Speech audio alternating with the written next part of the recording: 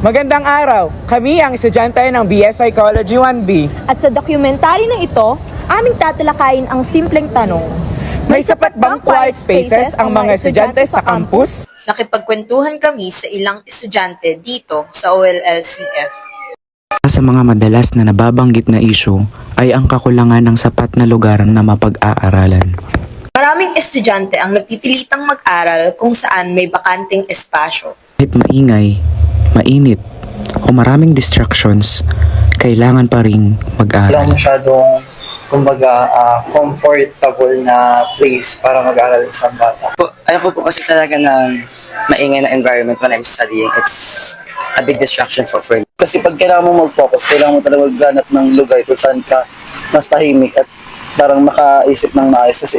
Base sa mga sagot ng mga estudyante, malinaw na malaking factor ang environment sa kanilang focus at productivity. Hindi siya ganon ka-conducive for the students.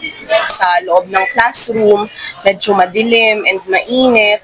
Classroom setups are not conducive to learning. Sa tingin niyo po ba, meron po ba tayong facilities dito sa schools natin na pwede pong mag-offer na yung tahimik po or quiet place na kung saan makakapag-aral po tayo ng mas maayos? I think yung library po. Library?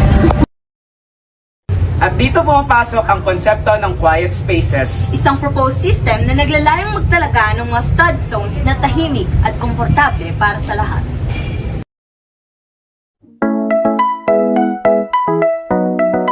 Quiet Spaces ay isang project na na-conceptualize matapos ang pakikipagkwentuhan sa ilang mga estudyante at ilan sa mga staff ng school natin, lalong-lalo na ang ating librarian.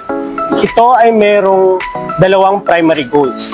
Una, magkaroon ng maayos na study at collaboration spaces ng mga estudyante upang maiwasan ang pagkaipon sa lobby, sa canteen, o sa mga lugar na hindi conducive para sa pag-aaral. Pangalawa, ma-encourage ang mga estudyante na tangkilikin ng buo ang mga services ng ating library.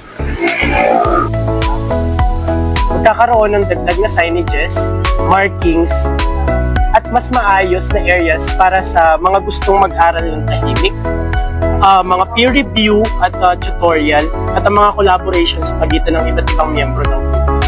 Pwede rin mag-implement ng dagdag na information dissemination drive para tangkilikin ng estudyante ang paggamit ng ating library.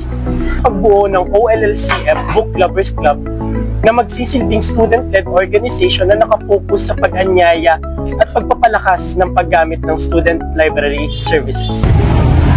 Ang quiet spaces ay hindi lamang tungkol sa katahimikan, Kundi tungkol sa pagbibigay ng tamang environment para matuto at mag-focus. minsan, ang kailangan lang ng isang estudyante Ay angkop na espasyo para magtagumpay.